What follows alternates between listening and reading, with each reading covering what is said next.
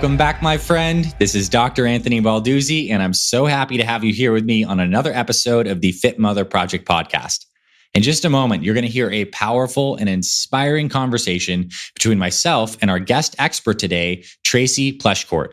Tracy is a life coach, a weight loss coach, and the founder of Self-Made You. And she is on a mission to help empower busy women and busy moms to certainly lose weight, but to also create abundance in all different areas of life, in their careers, in their relationships, in their own sense of self-love and connection. And what Tracy discovered over a very beautiful career as an advertising executive with demanding roles, as well as really going through her own challenges with overeating and overdrinking, is that the secret to success lies inside. It lies inside our thinking and our feeling and the patterns that we create there. And Tracy teaches some very simple frameworks for understanding effectively our psychology and the neuroscience behind why we do what we do and how we can start to gain some reflection over our unconscious patterns and gain personal power to get rid of victim mentality and to create new powerful actions that lead to sustainable success. So in this conversation today, Tracy and I talk a lot about weight loss and the specifics around nutrition, what she believes you should be eating. But we also then get into the inner game of these ideas of responsibility, agency, consciousness, and all these powerful tools that you can use to improve your life. And I love this conversation. I think Tracy absolutely knocked it out of the park. So I'm excited to share this with you. And there's also going to be a bunch of links and cool stuff in the show notes you can check out as well. So without further ado, let's welcome our guest expert today, Tracy Pleschourt. All right, Tracy, welcome officially to the Fit Mother Project podcast, my friend. I'm so happy to have you here. Thank you. I'm excited to be here. I know we're going to have a really beautiful conversation today. And my aim personally is to kind of pick your brain and, lead us through an amazing discussion where I want to talk about first your personal story. I want to get into some of your practical advice as a life coach and a weight loss coach for women on like what's going on, how do we create sustainable weight loss? And then I want to get into the inner game of creating a beautiful and abundant life, which you've clearly done. And so talk about all the different inner work that you do as a life coach and leading so many women and men through your process. So to kick this off, can you give us a little bit of a short personal story? Like what brought you to this coaching? Because I know you were a successful advertising exec, you had a busy, demanding life, and I know you struggle with a lot of the stuff you help people with. So can you give us a little bit of a story to get acquainted with you before we get into the concepts? Yeah, you bet. Well, I absolutely love surrounding myself with creativity, people who are creative. And so I found myself in the advertising industry, climbed the ladder, ended up in a operational position. So although I wasn't technically responsible for the creativity and the collaboration of like brands and things like that, I had a huge influence over the culture of the agency, who we attracted, who and how we retained them. And it was such a gift to be amongst really creative people doing really great work and not having the responsibility of actually creating that work. So I spent almost 20 years in the advertising industry in that capacity of really kind of, that 10,000 foot view. I had a real strong understanding and a relationship with a lot of our clients.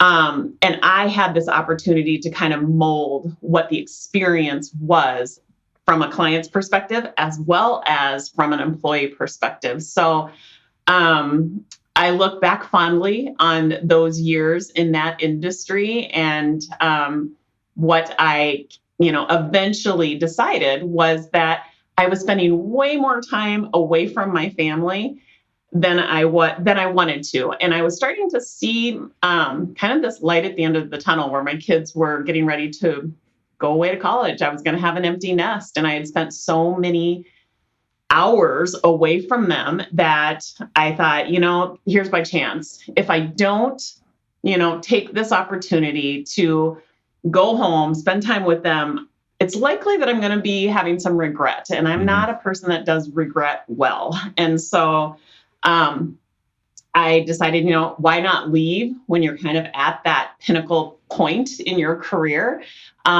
It served me really well. And I knew without a doubt the skill sets that I had developed from the responsibilities that I had would serve me well in any capacity.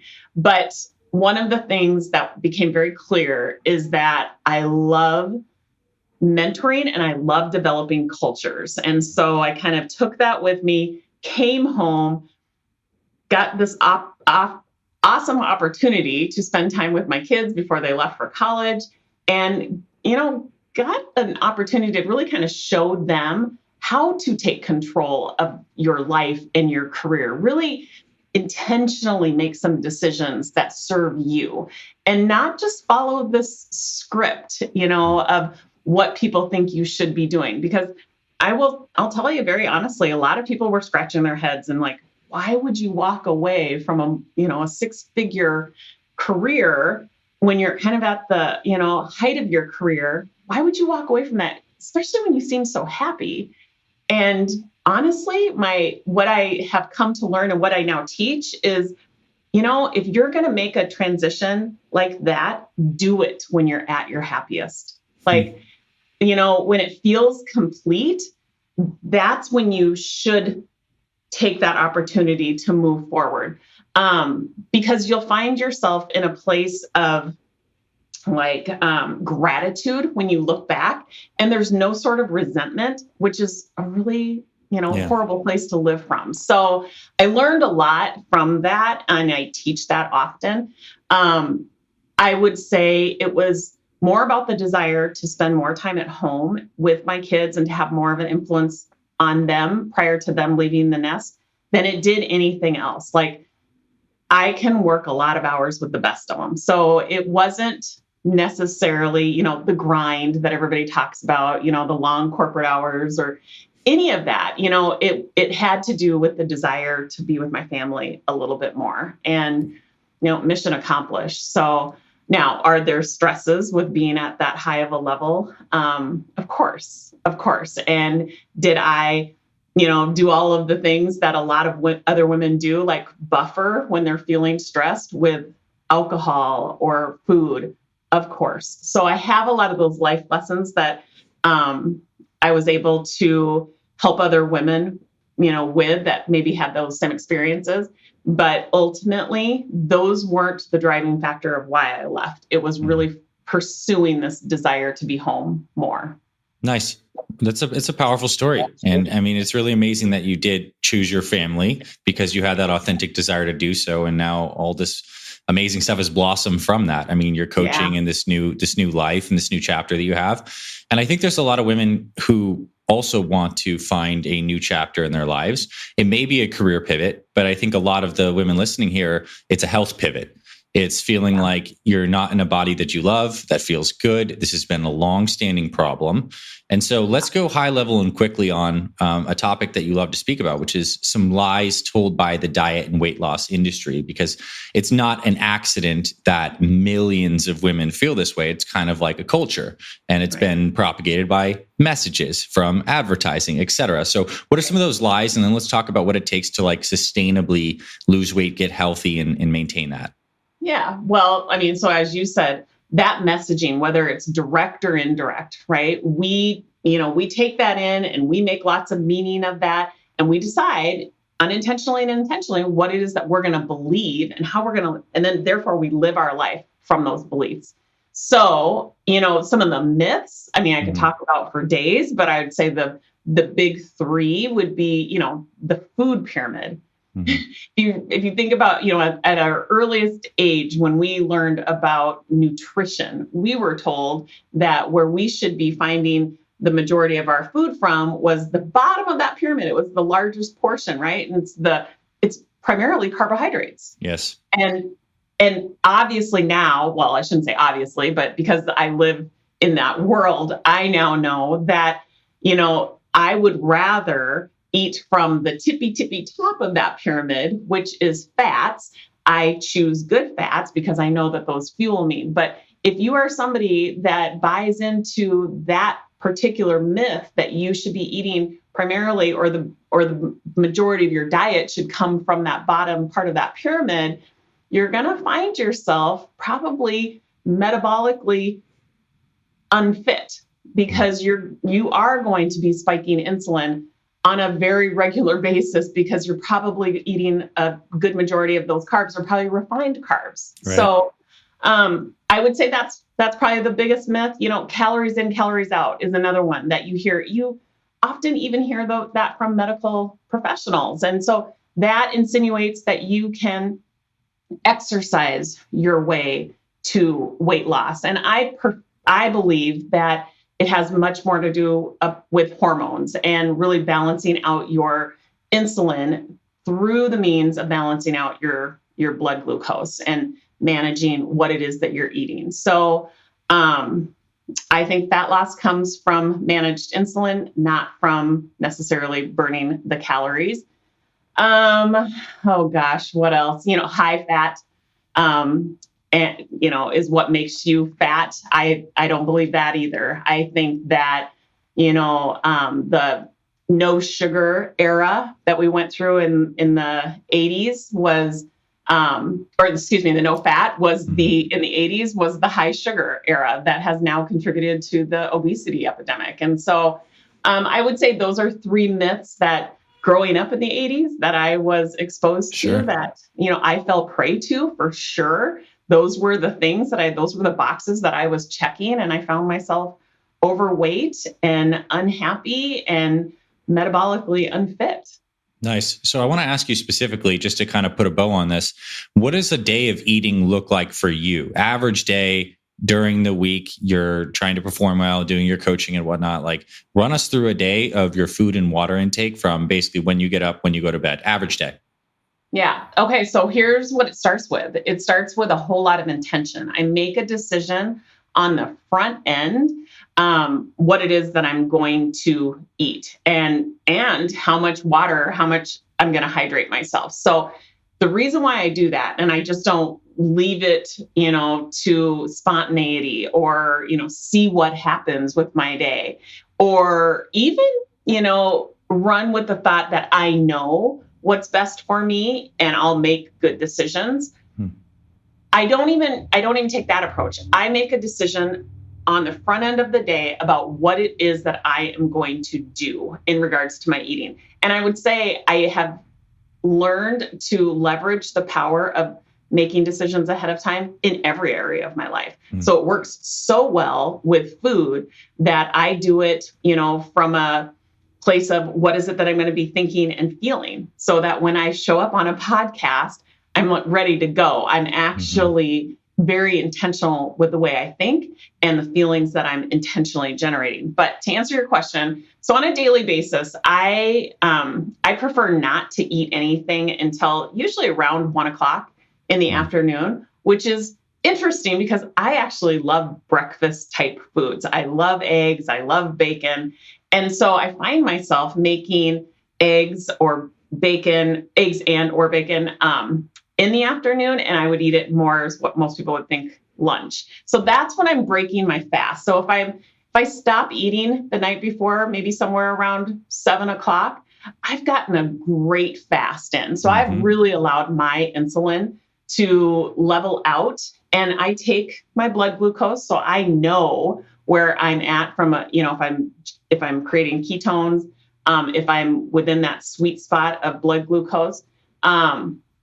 I monitor that pretty closely. So often I will go even longer than, a 24, 36 hour fast because it makes me feel good. I recognize that human growth hormone is at play. The noradrenaline hormone is at play. It just feels so much better. So sometimes I'll milk that fast even longer, but most days I don't eat until the lunch hour.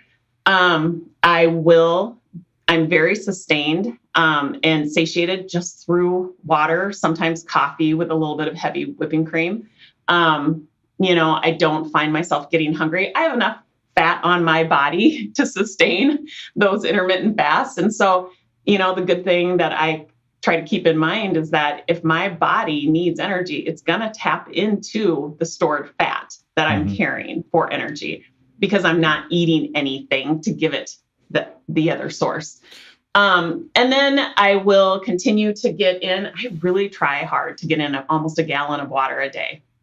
So I am very intentional with that. Like, I have a huge water bottle sitting right next to me that when I'm sitting here in front of my computer, it's so convenient. So Yeah. that is a great tip for anybody. Convenience is everything. Yeah. And again, I'm very intentional about that. I make the decision, that's how much water I'm going to drink. I fill that up in the morning and it sits right next to me. Right. And then in the evening, I usually do some sort of vegetable-based dinner. So a salad with a moderate amount of protein is usually my go-to. Mm-hmm. Okay, so you're eating a very low carbohydrate. First Yep. meal, you're breaking a fast with high fat, high protein nutrition. Happens to be breakfast foods, which are easy to make and they taste good, keep you full. Right. You drink a lot of water throughout the day, sometimes some coffee, but then in the morning, you're setting an intention about what you're going to do. So in that period, I think that's a really unique thing you shared. Are you actually saying that day, I'm intentionally, on the nutrition aspect, the intention, I'm intentionally knowing that I'm having eggs and bacon today and salmon and a salad or salmon and asparagus for dinner. And you've like preset that and and you're making the decision that morning, or have you made it earlier in the week? Usually that morning, but my husband loves to cook. So he will kind of create the menu for the week. And there are days where I fast all day long. I'll do some sort of alternate day fasting. It really has, I make that decision based on what my week looks like. So if I have a public speaking event, I would rather do that engagement on a fast. I am thinking so much more clearly. I have so much more energy. So I'm really, really intentional about where I put my fasts. And then I also look at what he's got planned for the week in regards to menus. And that's what I make my decisions from. But yeah, I usually do it morning of, and I write it down. That's another tip. Like, let's not keep it in our head and keep it, abstract. Let's put it down in black and white on paper so you can objectively see, like, does this actually work? And it might sound, I don't know, it might sound a little silly, I guess, to write down what it is that you intend to eat and when. And I would even go so far to say how much, right? And I write down what my blood glucose is, what my ketones is at the different times that I'm monitoring. I usually monitor that prior to breaking a fast. And then I'll monitor it maybe an hour after I've eaten. I just want to see how quickly that blood glucose spike comes back down. I'm very intentional throughout the day, and I keep copious notes, and it never gets old because I'm always learning something about myself. And that education really kind of fuels and perpetuates the, curiosity that takes me into the next day. Yeah, that's beautiful.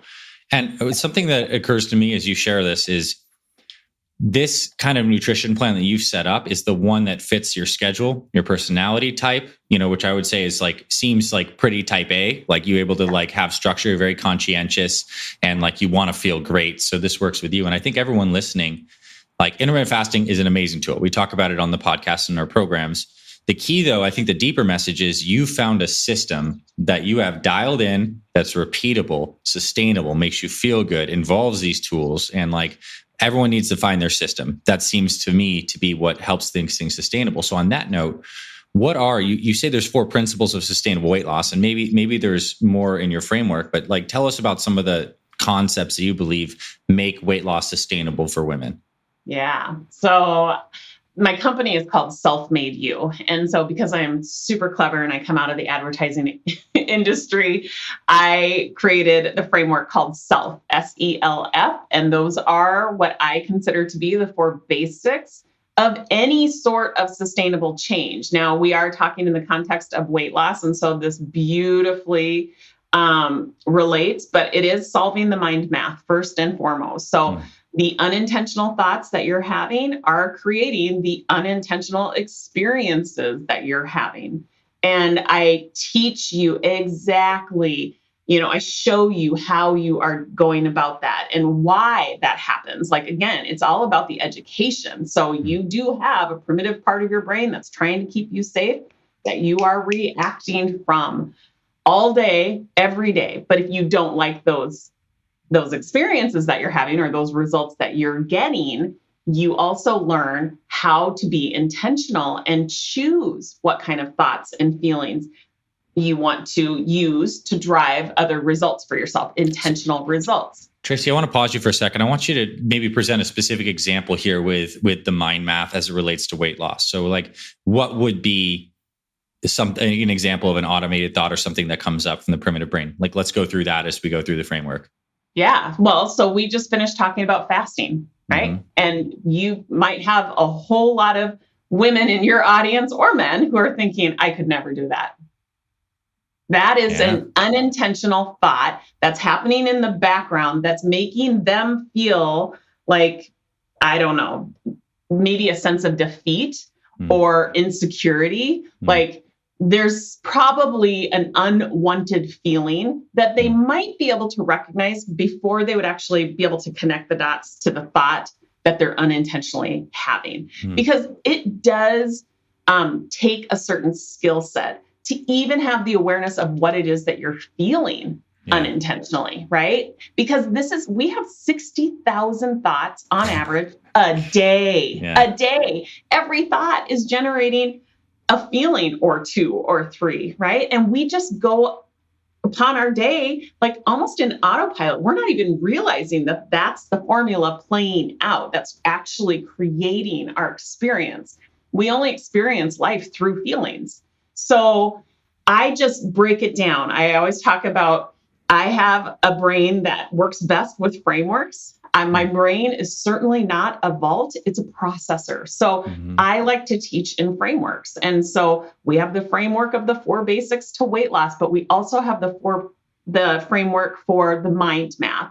And it is simply your thoughts, whether they're unintentional or intentional, create a feeling. So if you're having a thought that I could never fast, that and you have an awareness of the thought, or maybe you have an awareness of the feeling that you're experiencing. Maybe it's confusion, maybe it's overwhelm, maybe it's doubt, right? That is connected to that thought that you just have. I could never fast.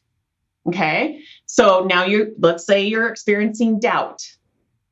So then how do you show up when you're feeling doubtful or insecure in your ability? How do you show up? What do you do? What don't you do? What's the vibe from which you're doing it? What's the self-talk going on that you may not have any awareness of? Like, I'm just trying to heighten that level of awareness because this is very repetitive. Your primitive brain is always at work. It is the default part of your brain. And from that, you are creating your experience. So you have a thought, I could never fast, which creates doubt, which then has you showing up looking for all sorts of evidence on all sorts of things that you can't do, right? Or maybe you start looking for evidence in why that doesn't work instead of being open to trying something new, to proving to yourself that you could fast maybe just 2 extra hours going beyond what you would normally do. You know, you're fasting while you're sleeping, just being open to the new ideas, right? And then showing yourself that you get new results when you actually think and feel differently. Same exact circumstance, but one is unintentional and one is intentional. Nice. Does that make sense? Totally makes sense. I mean, it's ultimately a process of awareness and gaining more awareness over unconscious thoughts or automated thoughts, or even conscious thoughts that we may have that are leading to feelings that we may not desire and we want something new. What's the process that someone goes through with this? It's probably different for every people. Is it journaling these thoughts, making more awareness? Is there a morning or an evening aspect to this? Like, how are we taking inventory and starting to get more awareness and more consciousness versus the unconscious patterns? Yeah. So not unlike creating my food protocol every single day for myself, I start my day with a thought download. Just what am I thinking? What am I feeling? It's not really a diary. It's not meant for anybody else to read. It's just like a brain dump. It's just getting it all out there. So then I can be objective about it. I can actually see maybe over a period of time what keeps coming up for me, whether it's a feeling or a thought. And then that's the thought or the feeling that I would suggest putting into the mind math formula and really seeing very clearly what that thought and or feeling is creating for you, so that, and here's the key, so that you can make the choice. You can make an intentional choice. Do I want to continue to create this for myself, or do I want to do something different? Yeah. That's the point of all of this. It is not deeming yourself right or wrong, good or bad. That's not it. It's all about choice. And that's when I say I teach people how to become self-made. It's first showing them that they can take responsibility for all of their thoughts, all of their feelings, all of their results, whether they're unintentional or intentional, and showing people that they actually have control.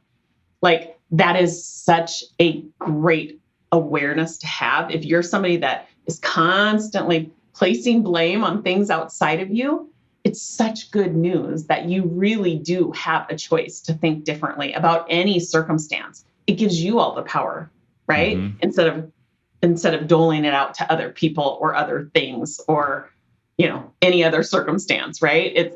You actually retain the power. You have the capacity.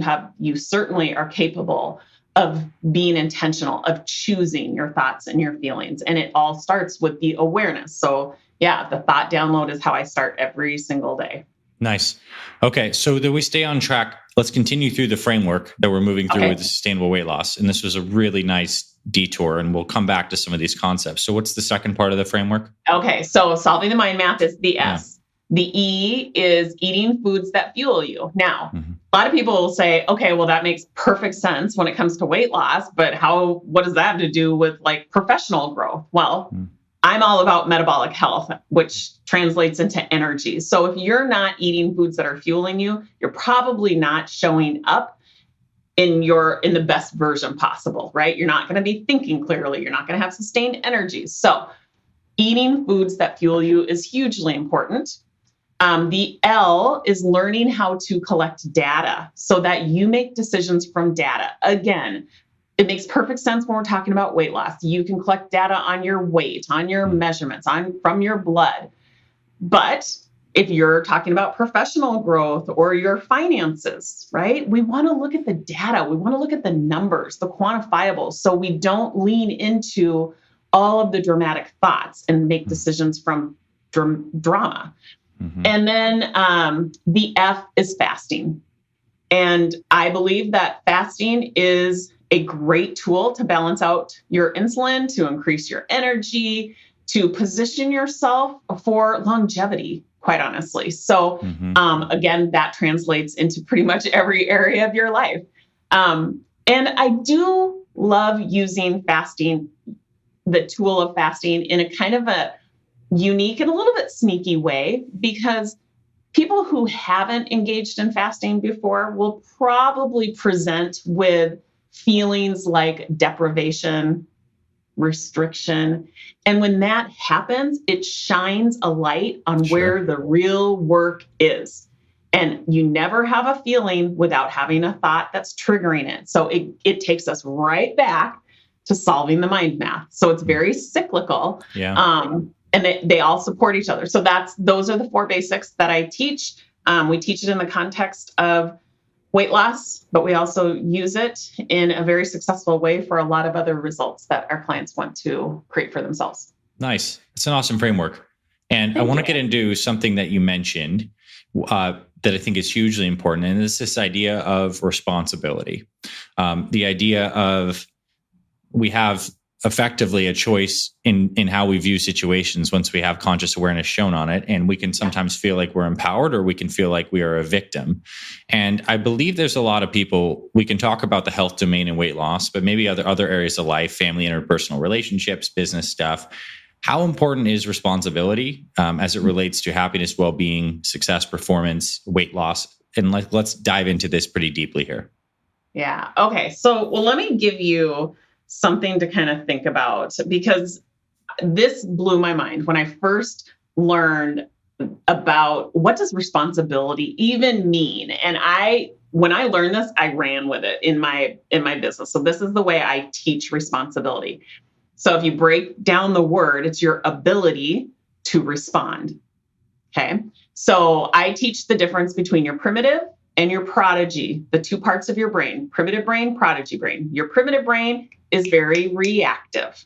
Okay. So typically when you're reacting from a feeling, it almost never ends well. It's not typically the result that you want to be creating for yourself. So it happens very fast, and it almost always happens on default. Okay. It's happening from a fear-based thought. That's how your primitive brain reacts. Now, your prodigy brain is all about responding. It's all about looking at data. It's all about making good, qualified, quantified decisions. Okay. So if you think about it from like, say you're going to the doctor and you have a rash, and the doctor gives you an antibiotic to help this rash. And you might have a reaction to that antibiotic. Let's say maybe you have a breathing reaction. That it's not a good scenario. That's not what you're actually going for. You don't want to have a reaction. You actually want to respond to that. With that antibiotic, you want to have a good response. You want to hopefully be cured. So I always think about reaction is not what I'm going for. I'm going for a response. I want to respond to this. So I know that my primitive brain by default is always reacting to that fear-based thought. Now, there's nothing wrong with that. Primitive brain thoughts are always going to be there. If they're not there, something is wrong. Like that part of our brain is meant to keep us safe. It's a survival part of our brain. But the reality is we're not in a lot of danger. But yet that part of our brain is always working. So it takes a level of awareness. It takes us strengthening that ability to be more present, to see that that's actually happening, and to remind yourself, wait a minute, I have a choice. Do not need to be reacting. I can respond. So it's, showing or being willing to take responsibility is strengthening. It's utilizing that ability to respond versus react. And, having responsibility for unintentional results as well as intentional results means you retain the control. It's not, when I say taking responsibility for your results, I'm not saying that in a condemning way. I'm saying that in an empowering way. And I think that it gets lost in translation. So most people are on a pursuit of happiness, right? They do things thinking that the end game is going to equal happiness. And often they're putting that onus on something outside of them. They think another person is going to make them happy. They think food is going to make them happy. They think the right job or the number in the bank account is going to make them happy. Those are all circumstances. Those are all things outside of you. Mm-hmm. I want you to respond in a way with intentionality. I want you to be thinking, I create my own happiness. Mm-hmm. I create my own happiness with the thoughts that I intentionally think. And once those thoughts are practiced, you create well-driven neural pathways. Yeah. And eventually those get down-regulated, and your primitive brain will, on default, be thinking those thoughts. Your primitive brain loves to be efficient. Currently, it's probably being efficient with thoughts that you've carried forward for a really long time. So we want to take the responsibility for creating our own thinking, and then we want to practice them over and over and over. So they are the new well-driven neural pathway. That's how we create happiness for ourselves, no matter what the circumstances. Nice. And It's a practice and it gets easier. I think that's the cool thing. And just like health momentum gets easier when you have your sustainable nutrition system, your exercise habits, it gets easier over time. You have positive momentum, largely driven by repatterning these neural grooves of thinking. And that's awesome. And a distinction that came to me is you mentioned the word circumstance a couple times, which may be like the external environment in which we find ourselves. And sometimes we're not the direct cause of that, whether it's like a COVID pandemic worldwide shutdown, or someone or a family tragically dies, we have some kind of genetic illness, but our ability to respond to those, we can create our own internal experience related to all of that. I'm hearing you correctly with that. I know that to be true. And then our life experience ends up being one of agency, control, joy, possibilities versus in this reactive, fearful mode. So what would it look like for someone who struggled for a long time with weight loss? How there may be a victim thought of, dang, I can never do this, or my hormones are totally out of whack. I can no longer, like, my body's just not possible for me to get healthy. I'm just not thin like someone else, or like, I'm just too old at this point.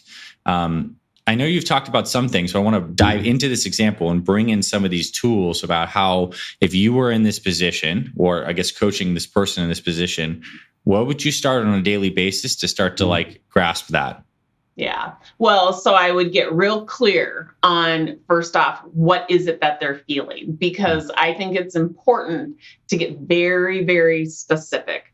If we stay vague, we're going to create vague results for ourselves. So I want to know exactly what it is that they're feeling. So I believe in the importance of that so much that I create like a feelings wheel for my clients to actually reference so that they can find the feeling that they're actually feeling, or the emotion that they're actually feeling. It's so important because if you really think about it, our vocabulary of feelings is quite small.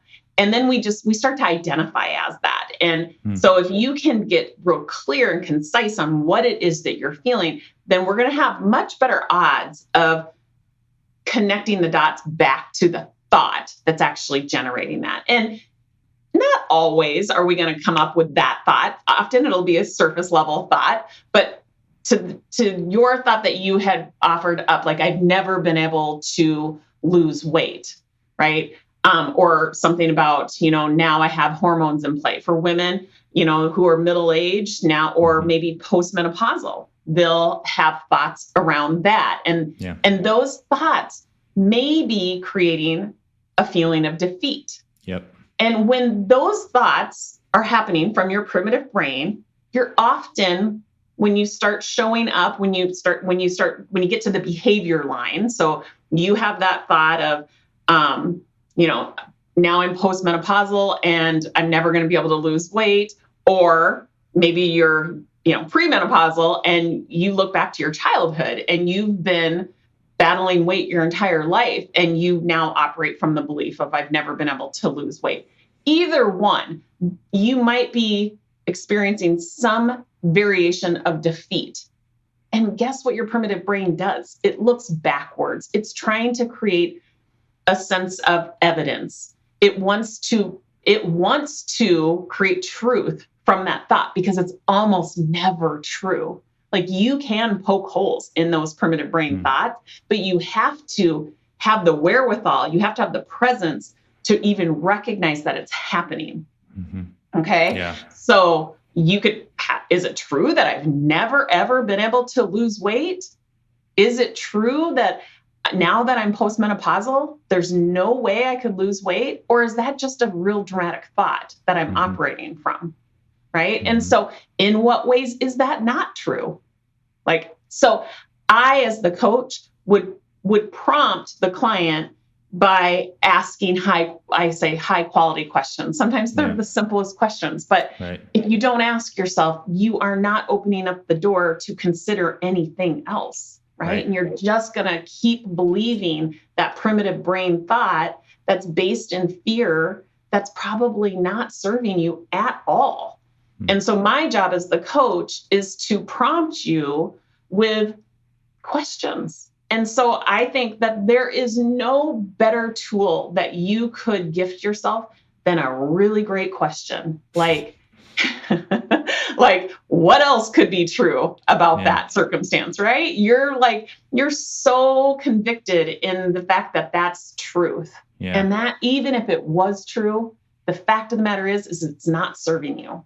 Right. So why choose to continue to, believe that thought and feel that sense of defeat if it's not serving you? In your methodology, once you start to question those thoughts, and well, first be aware of the feelings, then we go back to what the root thought is. Once we find that, we look at the thought. Is it true? Can we absolutely know this thought is true? And then, we can see that it's likely not absolutely true. There is evidence. Mm-hmm. And once we poke holes, that thought now becomes less powerful. And we've also observed it, so we're not as attached to it. Do you use anything on what I would consider like the positive additive side, on like affirmation or something to start to repattern new grooves? Is that a part of your process? Or is it more observing the thoughts, taking new actions through choice, and then that's starting to repattern just by action is generating positive actions, generating new thoughts? Is this any of this speak to your process? It does. What I would say is that I think everybody is unique, and everybody's kind of has to find what works for them. Mm-hmm. I truly believe that that's what's going to create a sustainable practice, by not following somebody else's script and by following what works for you. So if you find that, you find that $1 million thought that makes you feel amazing and open and curious and, maybe self-love or unconditional love for others, and you get tons of mileage out of it, great. Then I say, affirm that thought every darn day.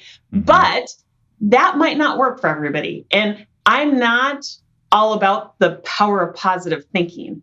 I'm all about the power of believable thoughts. Mm-hmm. Find what's believable for you. And sometimes it's continuing to ask more and more questions. Mm-hmm. Like, how is this even more believable to me today than it was yesterday? Like, that might be able to get you more mileage, right? Yeah. And the same thought isn't always going to have the same effects. And so you have to understand that too. And I like to give people the visual of like a ladder that you're climbing. So if the very bottom of the ladder is where you're really, experiencing some unwanted feelings, and we start to go through the work of poking holes into the primitive brain thought that's generating that feeling, that's that first rung on the ladder. And then the next rung is just the next best thought. And we just practice that thought until that one becomes believable. And then we want to level up.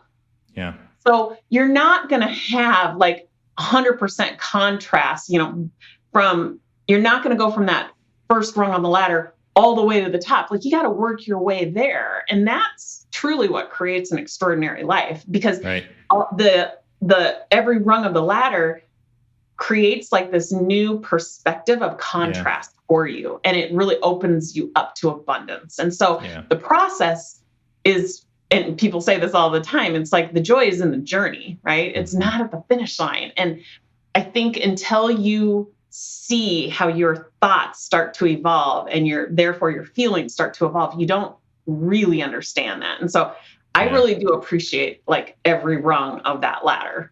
Yeah. And I'd say it's a ladder. As you're climbing, you're gaining this sense of personal power, mm-hmm. which is maybe what we could describe as the ultimate feeling you get from living consciously, choosing, and with intention that you're evaluating and improving the different areas of life and following your natural desires to improve those things.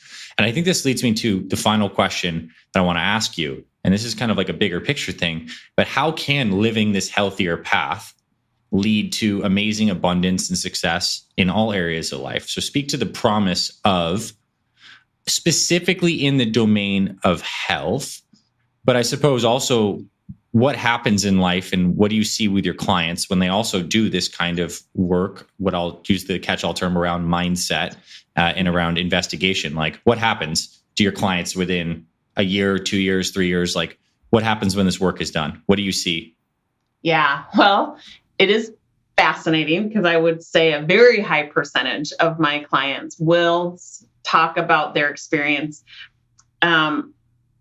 from the perspective of, I thought all I wanted was to lose weight. Right. And here they are, 6 months, 12 months down the road, and they see transformation in all sorts of areas, professional, relationships, finances.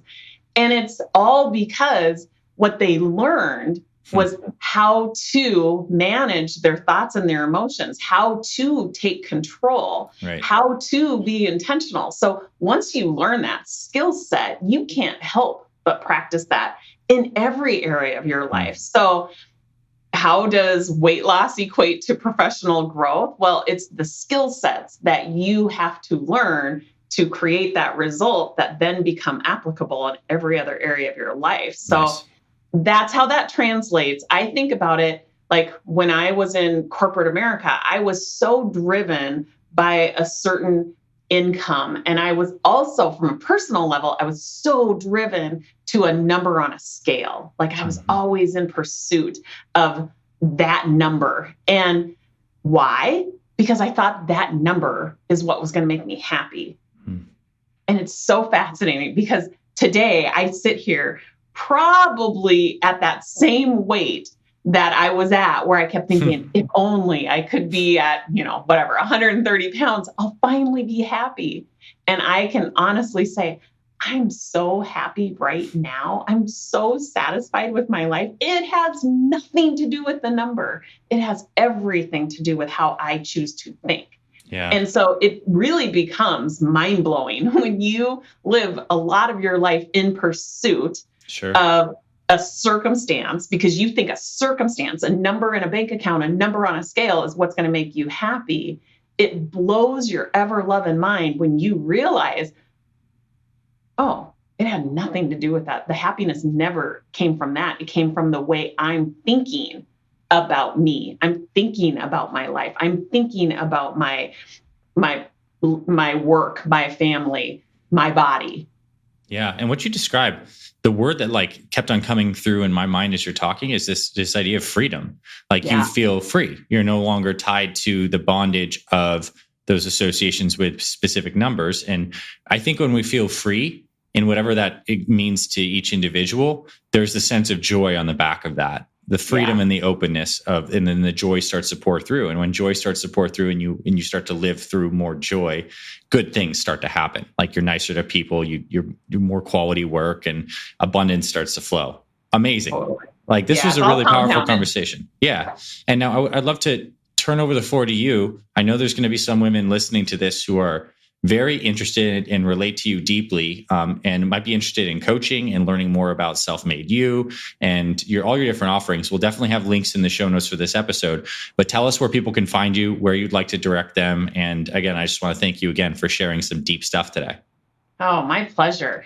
Yeah, I would love to invite your audience to my website, selfmadeyou.com, and self-made, and then it's the letter U.com. We have a quiz right now. We just launched this quiz that reveals your persona when it comes to food. So it's your relationship with food that creates, the weight that you're at. Almost always. And so when I say relationships all exist in our mind, so it all goes back to the thinking, but I think it's fascinating to see what your particular persona is. So we have the romantic, the quick fixer, we have the overthinker, and I think it's just through like 90 seconds of questions, your persona is revealed. And then we offer you a free 5-day challenge that helps you solve the mind math related to that persona. So nice. Yeah, I would invite anybody to come take that quiz, because I think it's so fascinating to see what your real relationship is with food. Nice. Well, Tracy, thanks again for coming on and sharing the powerful connection between mind and body, and also being a living example of a very courageous woman and mom who's able to have a kick-ass career, then make the pivots and now share and help with all the stuff that you figured out. I think it's the best thing. You're kind of living what I would consider like a self-actualized life, one who's walked the walk and now is able to share and pass that on. So I know I got a lot of value out of this. Everyone else did. So thanks for coming on the Fit Mother Project podcast. I'm really grateful you're here. My pleasure.